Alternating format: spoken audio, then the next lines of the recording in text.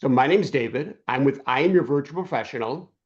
Today, instead of talking about how I help small businesses expand their digital footprint, what I'm going to talk about today is how you can use AI and how prompting can elevate and scale your small business. So I think the first question that everybody asks is, what exactly is AI or artificial intelligence? You could all read the definition. And it's technology that enables computers and machines to simulate human learning, comprehension, problem solving, decision making, creativity, and autonomy. And I think the autonomy is the part that scares everybody. Because the first thing that people think is when they think of autonomy, does that mean that the Terminator is coming like the 1984 movie? And if the Terminator is coming, I sure hope Sarah Connor's right behind. But all joking aside, the bigger question people have when it comes to AI is, are the computers and robots and the technology, is that going to replace me and my job? And that is a valid concern in some industries. The good news is, for everybody in this group, we're either small business owners or working for a small business or targeting small business owners.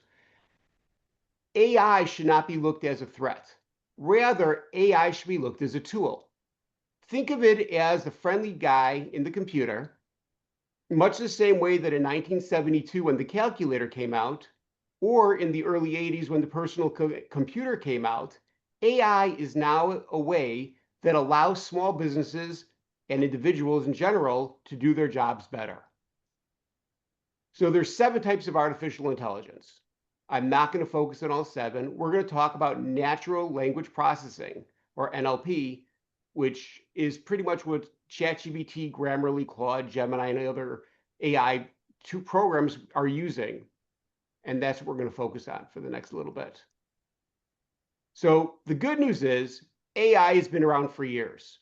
In fact, the term AI was coined in 1956 at the Dartmouth Conference by these gentlemen.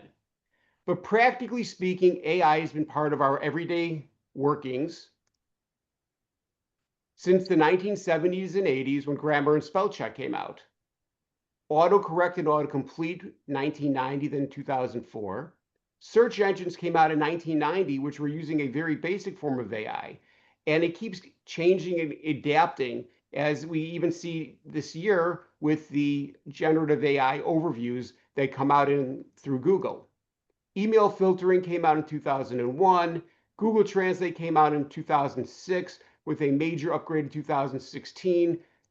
And then there's Siri and Alexa. We talk to our phones every day, and we take advantage of the AI that's there. The question really is, how can AI help your small business improve your productivity? And I think the answer to that is, number one, outlines.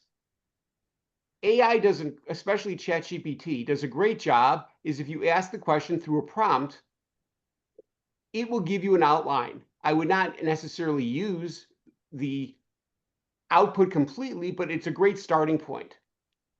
AI does an incredible job writing and editing as a draft, not using it for the final product, because the truth is, it does make some stuff up occasionally, and that could be really bad. But it is a baseline, is a starting point, it's a great place. It also does search and research, and I think it's important to differentiate the two. Search is kind of what we've been doing on Google and on Yahoo and Bing and the other search engines for years. And you could do a search inside of AI as well. The difference is research is when you ask the next question. So search would be, give me the answer to the following.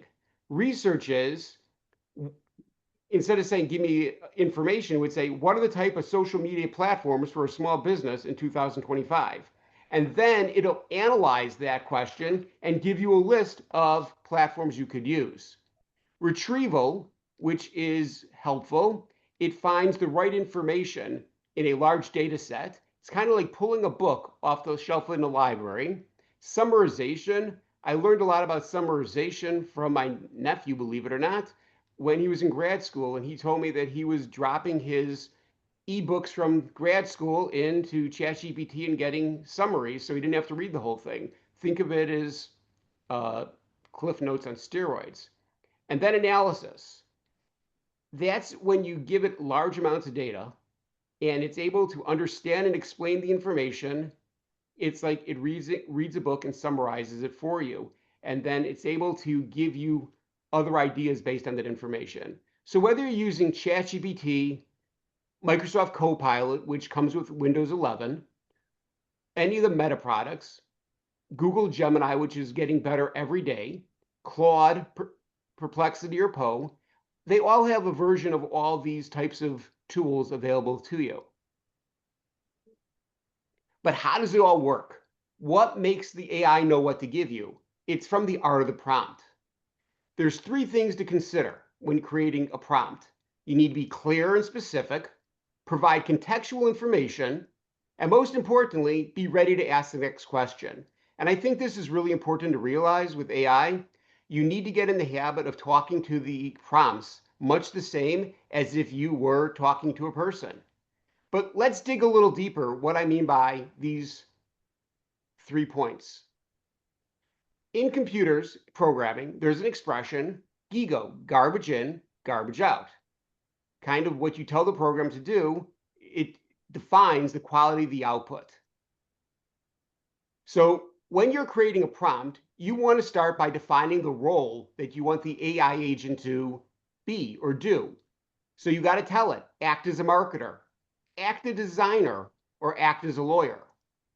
You got to give the AI bot or agent, you got to give it data in order for it to give you better data back. You need to give background information, source material, facts and numbers. You need to be clear. You need to give clear instructions of what you want. Explain what needs of analysis you want or the type of research done. And I think it's important to point out about research being done. In the latest version of ChatGPT, they offer a deep research module.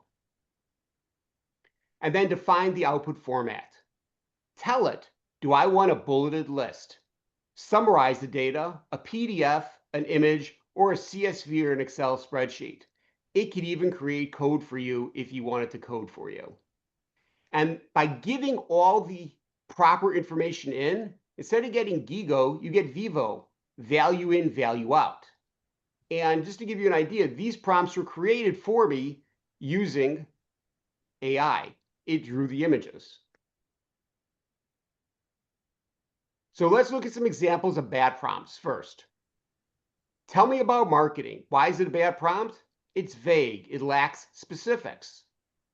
Help me with my business. Well, though AI does learn the more you use it, and it might know the type of business, but it doesn't really know what you want to know about your business and how you need help. Write a plan. Well, writing a plan for what? Dinner? Marketing? You need to be specific and tell the plan for who and what. Give me ideas. Once again, give you ideas for what? You need to tell it more. You just can't say, give me ideas. And you need to give it an idea what the idea is, producting, marketing, and what your goals are. And then you could, if you say explain social media, it's really not, it's very general. It's not vague. It doesn't explain the purpose or the platform or what you have. But now let's look at good prompts. Act as a marketing strategist and create a social media content plan for my small bakery that targets local customers. Why is this a good prompt? It defines a clear role, who the marketer is. It defines the local customer, and it gives a content plan and tells what the output is. Act as a business consultant. Suggest 5 effective marketing strategies for a new online clothing store with a budget under $500. Once again, this is a good prompt. Why? It gives a budget. It gives context. It gives clear expectations of what the output should be. Act as a copywriter and draft a sample email to promote our upcoming sale event at our downtown coffee shop. I think this is one of the strongest things that I've been seeing for marketers, what AI does. It drafts emails for you. And what's good about this prompt is it tells you exactly what you want. I want a sample email and tells you where the coffee shop is. A couple more examples. Act as an accountant. List the key steps to set up an accounting system for a small consulting business. Now, personally, I would not do this. I would talk to my accountant. But if you were, it's a good prompt because you're telling it to do what? Act as a consultant and the output key steps. And the last one, as a customer service expert, suggests low-cost ways to increase customer engagement for a local gym. It sets parameters. You tell it to act as a marketer, and you also tell it it's a local gym. Want to take a look in a real-world example. I started with a prompt. Create a cartoon image of an accountant who is dealing with taxes before April 15th. I started off using ChatGPT to create the prompt. I actually asked it to create the prompt for me. I then, because if you're using the free version of ChatGPT, it doesn't do a great job of creating images. You're better off using Microsoft Copilot or Google Gemini. I took this prompt, I copied it into Microsoft Copilot. You could see it created this prompt, this image rather. I wasn't happy with the image it created, so I spoke to it. I gave it more instructions what to do to the image. It redrew the image, and I could have gone on and on and on until I got the perfect image. But for this example, it was good enough. So what I want to kind of close off with is prompting is how you get your information. The more information you give the AI agent, the more information the AI agent will give you. Are there any questions?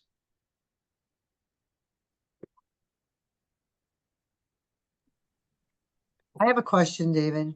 Sure. Which one do you prefer as a learning tool for learning how you get better at your prompting?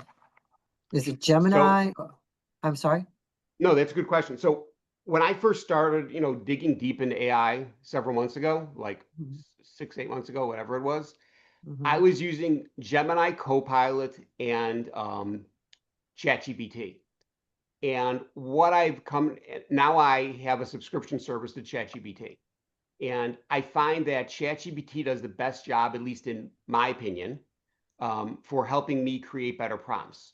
So though I've gotten pretty good at writing a good prompt, I'll take all the information that I want and I'll put it into my prompt and I'll still say, make this prompt better or create a prompt based on the following. And I'll give it 5, 6, 7, 8 lines, and then it'll form this great prompt for me.